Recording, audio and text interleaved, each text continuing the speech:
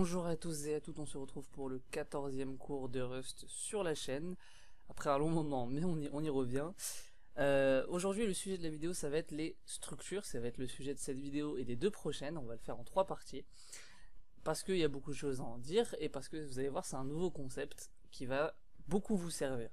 Avant de rentrer dans le vif du sujet, j'aimerais juste rappeler que à partir de maintenant, à partir de cette vidéo et ça sera valable pour toutes celles qui vont suivre, il est vraiment important, je dirais même nécessaire, que vous ayez compris le principe d'ownership, le concept d'ownership dont on a parlé dans les vidéos précédentes, le principe de borrowing aussi avec les règles qui vont avec, et même les slices en vérité. Ok, ce sont des concepts qui sont très importants dans le langage Rust. Vous allez constamment en entendre parler, vous allez constamment les voir en action, donc c'est vraiment important que vous les ayez compris à partir de cette vidéo là, parce que on va tout le temps s'en servir, on va tout le temps en parler, en tout cas très souvent, donc c'est important de les comprendre.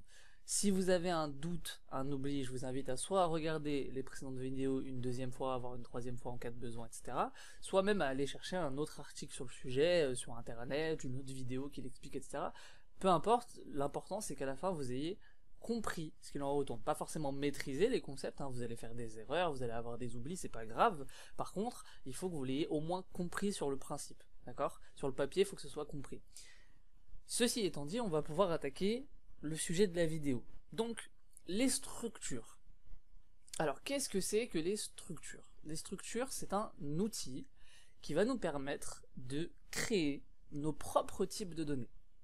Ok, ça va nous permettre de créer nos propres types de données. Donc, vous allez voir dans les vidéos là, dans les 3 vidéos sur le sujet, je vais avoir une manière de faire qui est un peu différente de celle du Rustbook sur le coup, mais vous allez vous en sortir, vous inquiétez pas. Les structures, c'est un outil qui permet de créer nos propres types de données. Qu'est-ce que ça veut dire? Ça veut dire que depuis le début, en Rust, depuis le début des vidéos, on a utilisé des types de données qui existaient déjà. Vous êtes d'accord avec moi? On a utilisé des types de données qui nous étaient fournis par le langage. Par exemple, le type i32, ou le type u32, ou le type, je sais pas moi, encore car, ou bool, vous voyez, ou même f32 pour les nombres à virgule. Tout ça, c'est ce qu'on va appeler des types primitifs, c'est des types de base en fait, c'est les briques élémentaires. Avec ça, on peut tout exprimer, hein, on peut tout faire concrètement, on peut faire des jeux, on peut faire des applications web, etc. On peut tout faire, mais le désavantage de ces types-là, c'est que au bout d'un moment, en fait, si on est sur un vrai projet, ça va devenir un petit peu horrible de travailler avec. C'est faisable, ça marche, ça fonctionne, en soi on peut le faire, mais au bout d'un moment on va perdre en clarté. Pourquoi? Parce que imaginez que vous êtes dans un jeu vidéo et que vous avez un personnage. Okay, ce personnage-là, il va avoir tout un tas de propriétés. Il va avoir son nom, par exemple, il va avoir ses points de vie, son niveau, je sais pas, d'autres caractéristiques comme l'intelligence, la force, la dextérité, l'agilité, blablabla. Okay, tout ça, ça va faire un tas de variables à manipuler. Okay, et si on se contente simplement de ces types primitifs, ça veut dire qu'il y a plein de variables qui, pour nous en tant qu'être humain, on sait qu'elles sont liées entre elles parce qu'on parle du même personnage. Mais déjà, le compilateur, lui, il le sait pas. C'est-à-dire que le compilateur, en soi, pour lui, il voit juste des variables qui sont utilisées, certes, mais il a aucune idée du fait qu'elles sont liées entre elles. D'accord? Que ces variables-là ont un lien entre elles. Il le sait pas, lui. Pour lui, quand par exemple, je crée la variable point de vie pour mon personnage et que je lui mets 100, et que je crée la variable niveau et que je lui mets 10, pardon, nous, en tant qu'être humain, on lit ça, on fait, ok, c'est les points de vie et le niveau de notre personnage. Mais le compilateur, lui, il a aucun moyen, à ce niveau-là, de savoir que ces deux variables sont liées. Lui, pour ce qu'il en sait, concrètement, ces variables-là n'ont potentiellement aucun lien entre elles. Pour l'instant, il n'y a rien qui lui indique qu'elles ont un lien. Donc déjà, ça va faire que le compilateur va pas forcément pouvoir nous aider à vérifier certaines choses. Ça va pas pouvoir nous aider à vérifier certaines choses. Parce que par exemple, imaginons qu'on fait une fonction qui attend un paramètre qui va normalement monter le niveau, okay, il a passé un niveau, le personnage a gagné de l'expérience, il est monté en niveau. Normalement, ce truc-là, il attend un niveau en paramètre, ok. Et notre niveau, on a dit, c'est un i32, c'est le type de base, ok. On va dire qu'il renvoie un nouveau niveau, on fait une vraie fonction, hein, on va dire. Et on va dire que ça renvoie du coup niveau plus 1, ok, parce qu'il est monté en niveau. Le problème ici, c'est quoi? C'est que le compilateur, lui, tout ce qu'il voit, c'est que notre petit niveau ici, c'est un i32. Mais c'est tout ce qu'il sait. Donc concrètement, je pourrais faire ça. Et me tromper et mettre point de vie. Et ça serait valide. Pourquoi ça serait valide? Parce que point de vie est aussi de type i32. Donc là, on manque un peu de possibilité de laisser au compilateur la possibilité d'un peu de nous aider, un peu de nous dire, eh là par contre tu t'es potentiellement trompé, etc.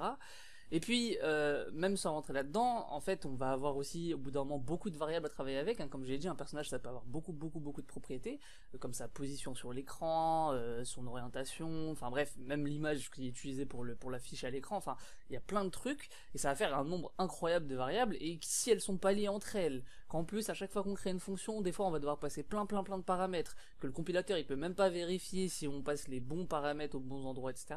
Très vite on se retrouve, alors certes c'est toujours faisable, mais on se retrouve dans un contexte où c'est pas clair pour le développeur, et on risque de se perdre, on risque de faire des erreurs, on risque c'est très peu expressif et c'est très peu pratique en fait. Donc, ce qui va se passer, c'est qu'en fait, on a un outil qui va nous permettre de rajouter un peu plus de sens à nos types de données, qui va nous permettre de rajouter du sens, de rajouter des capacités, on va dire, de faire des types un peu plus complexes, en fait, des types de données un peu plus complexes, alors, pas forcément plus compliqués, hein, des types construits qui sont simples à utiliser, mais en tout cas plus complexes, c'est-à-dire plus permissifs, on peut faire plus de choses avec, c'est plus intéressant, ça a un autre sens, etc., etc. D'ailleurs, dans ce genre de type là, donc ce qui va être du coup des structures, vous avez déjà travaillé avec sans le savoir, quand on a travaillé avec le type string. Le type string, c'est une structure en Rust, c'est une structure. Donc ça va être en fait ce qu'on va apprendre à créer dans cette vidéo et dans les 2 prochaines vidéos, vous allez le voir. C'est un type un peu plus complexe du coup, mais vous allez voir que très souvent les types un peu plus complexes comme les structures, ça, en fait ils sont créés à partir de ces types primitifs. C'est pour ça que ça reste important de savoir travailler avec ces types primitifs. On va pas les mettre de côté ces types primitifs, on va pas dire c'est bon on s'en fout maintenant, on a de types complexes et puis on fait tout avec. Hein. Des fois ils sont utiles, ils servent, ils sont pas à jeter. Simplement les nouveaux types qu'on va apprendre à créer, vos types que vous allez apprendre à créer, et les types comme les structures comme le type string qui sont créés par le langage lui-même, hein, par la librairie du langage, la bibliothèque standard du langage, pardon, et ben en gros ces types là ils sont plus expressifs, ils sont plus pratiques, ça va permettre de faire plus de choses, de regrouper entre eux des informations qui sont liées, mais que le compilateur de base il pouvait pas savoir qu'elles sont liées, comme par exemple les points de vie et le niveau d'un personnage qu'on va pouvoir réunir sous un même type de données, et ça sera plus pratique, vous allez le voir. Mais on va faire ça par étapes, parce que les structures, il en existe 3 types en Rust. Il y a 3 manières de faire des structures. Enfin, 3 manières de faire des structures. Il y a 3 catégories de structures plutôt, parce que si je réutilise le mot type, vous risqueriez d'être embrouillé. Donc il y a 3 catégories de structures. Et justement, il y a 3 vidéos sur les structures, parce qu'on va voir dans chacune des vidéos une catégorie de structure. Et aujourd'hui, on va voir la première catégorie de structure qui va être, je vous le dis d'avance, la moins utile pour vous pour l'instant. Ça va être la moins utile pour vous, vous allez vite comprendre pourquoi. Cette catégorie de structure, c'est ce qu'on appelle les structures unitaires, ou en anglais les unit struct, ok? Comment ça se crée? Très simplement, première chose, on met un mot-clé qui s'appelle struct, qui va permettre de dire au compilateur, je suis en train de créer un type de données, une structure de données, et ensuite, on va voir ce qu'on va rajouter. Et dans le cas des structures unitaires, c'est assez simple, parce qu'en fait, la seule chose qui reste à rajouter, c'est le nom de la structure, en fait. Comment elle s'appelle? Il s'appelle comment, ce type? Vous avez vu, le type string, son nom, c'est string. Mais nous, notre nouveau type, là, qu'on veut créer, il s'appelle comment? On va prendre l'exemple toujours du personnage dans un jeu vidéo, et on va faire, du coup, notre type personnage. Et là, pour une structure unitaire, on s'arrête ici, et on met un point-virgule. Le S n'était pas prévu. On met un point-virgule, et c'est tout. C'est bon, on a créé un nouveau type de données. Ça y est, maintenant, le compilateur sait que dans notre programme, il existe un type de données qui s'appelle personnage, et c'est tout. Il sait que c'est un type de données valide, qu'on a le droit de créer des variables de ce type-là, etc., etc. Alors là, comme ça, dans votre tête, sûrement, vous vous dites, ça a l'air de servir un peu à que dalle. Et vous auriez pas tort, en soi. Parce que les structures unitaires, le principe d'une structure unitaire, c'est qu'elle ne contient pas de données. Là, ma structure personnage, elle a pas de données. C'est un type, d'accord, mais il n'y a rien dedans. On n'a pas de nombre, on n'a pas de caractère, on a vraiment strictement rien de contenu à l'intérieur, d'accord? Et c'est voulu, et c'est fait exprès, et même si pour l'instant, pour vous, c'est inutile, vous vous rendrez compte dans le futur que ce n'est pas si inutile que ça, parce qu'en fait, même si la structure, la personnage, elle ne contient pas de données, vous verrez qu'en vérité, on peut quand même lui implémenter, on peut quand même lui rajouter des comportements. Et ça peut servir, dans certains cas, des structures qui ne contiennent pas de données, qui n'ont pas besoin de contenir de données, mais par contre, on veut qu'elles aient un certain comportement. Et ça, c'est ce qu'on va faire avec ce qu'on appelle des traits. Les traits, on n'a pas encore vu ça, ce sera dans une future vidéo. Mais vous verrez que quand on apprendra les traits, là dans ce cas-là, vous comprendrez un peu plus l'utilité de cette catégorie de structure qu'on voit aujourd'hui. Alors, pourquoi j'ai quand même choisi de vous parler de cette catégorie de structure? Déjà, d'une part, pour que vous sachiez que ça existe, et que si vous tombiez sur une structure comme ça, vous soyez pas perdu, hein, voilà, ok, c'est une structure unitaire, ok, bon, pour l'instant, je sais pas trop à comment on l'utilise et à quoi ça peut servir, mais au moins, je sais que c'est une structure unitaire, je sais ce que c'est, ok. Et deuxièmement, parce que ça m'arrange, parce que du coup, ça fait que la vidéo est assez courte sur le sujet, vu qu'il y a que ça à faire, et que du coup, je vais pouvoir vous montrer 2-3 petits trucs juste après, qui va nous servir pour les futures vidéos. Mais avant ça, vous vous demandez peut-être comment est-ce qu'on crée une variable de ce type-là maintenant. Ah, comment est-ce qu'on fait? Eh ben, c'est pas plus simple. On veut créer un personnage, on fait comme avant, let, le nom de notre variable, égale, et là on met personnage. Et on a créé une variable de type personnage. Et vous voyez qu'en plus mon extension, elle met bien, hein, elle met bien ceci pour me dire c'est une variable de type personnage.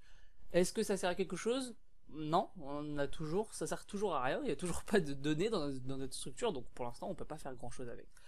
Par contre, et pour vous montrer que c'est vraiment comptabilisé comme un type et que ça fonctionne comme tous les autres types, si maintenant on va faire ça, et ça va me permettre d'avancer, je vais afficher ma variable personnage.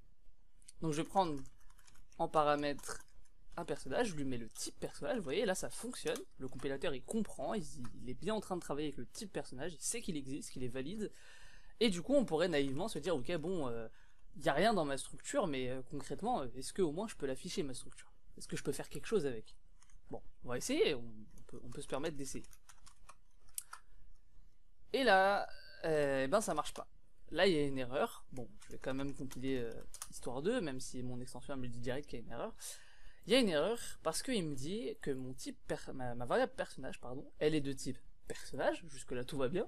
Par contre, qu'est-ce qu'il me dit? Le type personnage ne peut pas être formaté avec le formateur par défaut. Bon, c'est pas une très belle traduction, mais voilà, vous avez compris. Ça peut pas être formaté avec l'afficheur par défaut, le formateur par défaut, on va dire, parce que personnage n'implémente pas un truc qui s'appelle std-fmt display. Alors, qu'est-ce que c'est que cette chose? Qu'est-ce que c'est que ça? Et ben en fait, display, le std-fmt display, c'est ce qu'on appelle un trait. J'en ai parlé il y a quelques secondes. Un trait, c'est un comportement. Et là, ce qu'il est en train de me dire le compilateur, c'est hey, t'essayes de demander à ta variable de type personnage d'avoir le comportement display, sauf qu'elle ne l'a pas, ce comportement-là. On lui a jamais donné, on lui a jamais dit comment faire ce comportement-là, ok? Un peu comme si vous essayez de demander à quelqu'un qui parle pas français de parler français. Bah, il va pas réussir, il a jamais appris, d'accord? Faut d'abord lui apprendre à parler français, ensuite il pourra parler français. Bah là, c'est la même chose. Le type personnage, il sait pas s'afficher, lui, sur le terminal, il sait pas le faire. Et ben, vu qu'il sait pas le faire, le compilateur, il nous dit, non mais, t'essayes d'afficher un truc qui ne sait pas s'afficher, ça ne marche pas. Ok, donc là on est bloqué, on pourrait se dire ok, bah comment je fais? Alors on peut pas du tout l'afficher ma variable personnage, qu'est-ce que je fais?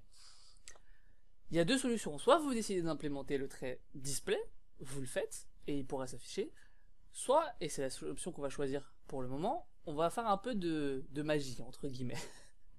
On va faire un peu de magie pour le moment. En fait, le trait display, pour l'implémenter, il faudrait que je vous parle déjà des traits. Mais on n'en est pas encore là, c'est pas le sujet, c'est pas ce que je veux faire. Par contre, il y a quelque chose de pratique qu'on va quand même pouvoir utiliser pour afficher notre variable personnage. Parce que, certes, le trait display, pour le mettre sur notre type personnage, il faudrait savoir ce que c'est les traits, savoir comment les utiliser, mais il y a un autre trait qui s'appelle debug si vous préférez, qui lui s'implémente beaucoup plus facilement sans que j'ai besoin de vous parler des traits, ce qui m'arrange beaucoup pour le coup. Et comment est-ce qu'on va faire ça? Eh ben, première chose, on va venir ici, et on va rajouter un truc que je vais expliquer. Je l'écris d'abord et je vous l'explique. Hop. Qu'est-ce que j'ai rajouté? C'est quoi cette écriture? Oh là là, c'est de la magie, etc. Non, c'est très simple. Durant les cours qu'on a fait depuis le début sur la chaîne, on a vu, quand on utilisait println, je vous avais dit que println, grâce au petit point d'exclamation qui est ici, on pouvait savoir que c'était une macro. C'est pas une fonction, c'est une macro. Je vous ai dit pour l'instant, on rentre pas dans les détails sur ce que c'est une macro, qu'est-ce que ça change, etc. C'est pas le sujet, mais je vous ai dit c'est une macro. Ok. Eh bien sachez que dans le langage Rust, il existe un autre type de macro qui s'utilise aussi, et qui va ressembler à ça quand on l'écrit, justement. Ça, c'est un autre type de macro. Encore une fois, je rentre pas dans les détails exactement pourquoi il y a des types différents, qu'est-ce qu'elles permettent en plus, etc. On va pas rentrer dans les détails. Ce qu'il faut savoir, c'est que cette macro, en vérité, comment elle fonctionne? On va écrire un petit dièse, un petit hashtag si vous préférez, on ouvre des crochets, on va le mettre le nom de cette macro, et en l'occurrence cette macro s'appelle dérive, et entre parenthèses on va lui mettre ses paramètres. Encore une fois, hein, je simplifie, mais voilà, c'est comme ça que ça fonctionne, on va lui mettre ses paramètres. Et en l'occurrence, la macro dérive, elle est très pratique, parce que ce qu'elle prend en paramètre, c'est un trait de comportement, donc un comportement, ok. Et en fait, la macro dérive, qu'est-ce qu'elle va faire? Elle va dire, ok, tu m'as passé ce trait-là en paramètre, et ben je vais l'apprendre à ton type automatiquement. T'as pas besoin de te prendre la tête à l'implémenter toi-même, à réfléchir comment ça fonctionne, blablabla. Non, je vais le faire à ta place. T'inquiète pas, je m'en occupe. Donc là, ce que j'ai fait en rajoutant cette macro dérive debug, c'est j'ai dit, en fait, tu m'implémentes le trait debug à ma structure personnage. Je veux pas savoir comment tu fais, je m'en fiche, mais tu me le fais. Ok? Donc ça m'arrange, comme je vous l'ai dit, parce que je suis pas obligé de vous expliquer comment ça marche les traits, etc. Mais la macro dérive, elle va s'en charger à ma place. Et vous pourriez me dire, mais pourquoi dans ce cas-là, j'ai pas mis justement display directement? Comme ça, bah, c'est réglé, on peut afficher. Ok, parce que la macro dérive, par défaut, la macro dérive du langage Rust, ok, elle a une liste de traits qu'elle peut dériver, qu'elle peut implémenter automatiquement, et c'est tout. Elle peut pas dériver tous les traits qui existent. Et le trait display ne fait pas partie de ceux qu'elle peut implémenter automatiquement. Donc, on va passer par le trait debug, qui est très similaire un peu au trait display, et qui va demander juste un tout petit changement pour fonctionner. C'est que ici, vous vous souvenez cet opérateur là qu'on utilise pour afficher une variable, pardon, excusez-moi. Ça c'est l'opérateur pour le display. Mais nous on veut l'opérateur pour le debug maintenant. On veut l'opérateur pour le comportement debug. Parce que maintenant on lui a appris le comportement debug. Et ben dans ce cas-là, on va juste rajouter ceci. Et en rajoutant deux points, point d'interrogation, on est en train de dire au compilateur, tu me fais pas appel au comportement display, tu me fais appel au comportement debug. Et là tout d'un coup, tout fonctionne puisque effectivement, j'ai pas appelé ma fonction, c'est pour ça. Hop. On va y arriver. Ouais. Et là maintenant, je disais donc, tout fonctionne. Et on va bien avoir notre variable qui s'affiche. Alors vous voyez que le trait debug, il a choisi d'afficher, quand il a affiché notre variable personnage, d'afficher juste son type, comme ça. Il a affiché le type personnage, et il s'est arrêté. Alors, le trait debug et le dérive debug de manière générale, vous allez voir, c'est super utile. Ça va vous aider beaucoup dans le reste de vos programmes. Vous allez pratiquement tout le temps vous en servir sur toutes les structures que vous allez être amené à créer et sur d'autres choses encore. Mais voilà, ça va être très utile. Ici, dans ce cas précis, dans le cadre d'une structure unitaire, le trait debug, tout ce qu'il fait, c'est d'écrire le type. Quand vous essayez d'afficher votre variable, il écrit juste le type. C'est tout, il écrit, là en l'occurrence, personnage, parce que mon type s'appelle personnage. D'accord ? Et voilà, et la macro dérive, on va aussi s'en servir quand on va vouloir dériver d'autres traits, d'autres comportements qui vont aussi nous servir, mais c'est pas le sujet pour l'instant. Ceci étant dit, on a vu tout ce qu'il y avait à voir sur les structures unitaires. Il n'y a pas grand chose de plus à voir, vous voyez, c'est facile à créer, ça s'utilise comme n'importe quel autre type, et de toute façon il n'y a pas de données à l'intérieur, donc pour l'instant, vu qu'on n'a pas vu les traits, on ne peut pas faire grand chose avec. Hein. La seule chose que ça m'a permis, c'est d'un autre côté de vous montrer le dérive debug qu'on va aussi utiliser dans les deux prochaines vidéos. Et là, vous allez voir que le debug, il va se comporter un peu différemment, il va rajouter des informations, mais vous verrez ça dans les prochaines vidéos. Avant de conclure la vidéo ici, j'en profite, c'est un petit bonus. Depuis quelques mises à jour du langage Rust, il est désormais possible d'utiliser plus facilement, on va dire de manière plus pratique, la macro println et ses sœurs, en gros, toutes les macros du même type. Et par là, j'entends qu'on n'est plus obligé, quand on veut juste se contenter de d'afficher une variable à un endroit, le contenu d'une variable à un endroit dans une chaîne de caractères, on n'est plus obligé de mettre virgule, le nom de ma variable. Maintenant, tout ce qu'on a à faire, c'est de mettre entre les accolades le nom de la variable. Si je veux faire un affichage en debug, je laisse toujours le point d'interrogation à la fin. Mais si je veux faire un affichage normal, par exemple, je vais faire let niveau 15, ok, et que je veux l'afficher, je peux aussi le faire tout simplement comme ça. Et là ça marche maintenant, ça date d'il y a quelques mises à jour, donc c'est plutôt pratique. Essayez de prendre cette habitude là, ça fait gagner un peu d'écriture, on va dire. Sur la longue, ça peut être rentable. Par contre, attention, vous ne pouvez pas faire de calcul. Hein, je peux pas rajouter un +2 ici, là ça marche pas. Si j'ai besoin de faire un truc comme ça, bah dans ce cas là, je reviens à l'ancienne méthode, et je fais ça. Et là ça fonctionnera correctement. Voilà, la vidéo est terminé. S'il y a des questions, n'hésitez pas à les poser dans les commentaires. Dans les prochaines vidéos, on va voir un peu, on va élaborer un peu plus les structures, on va voir les deux autres catégories de structures qui, elles, seront bien plus utiles pour vous. Ne vous inquiétez pas, si pour l'instant ça vous paraît complètement inutile, c'est normal. Mais les deux prochaines catégories de structures, elles, par contre, seront plus pratiques pour vous et plus utiles pour vous dans vos programmes. Donc voilà, n'hésitez pas à poser des questions, n'hésitez pas même à poser des questions sur des sujets qu'on a déjà vus avant, si vous avez des petits oublis, etc. Et puis je vous dis bonne soirée, bonne journée selon à quelle heure vous regardez cette vidéo. Et puis à la prochaine pour un prochain cours de Rust. Ciao!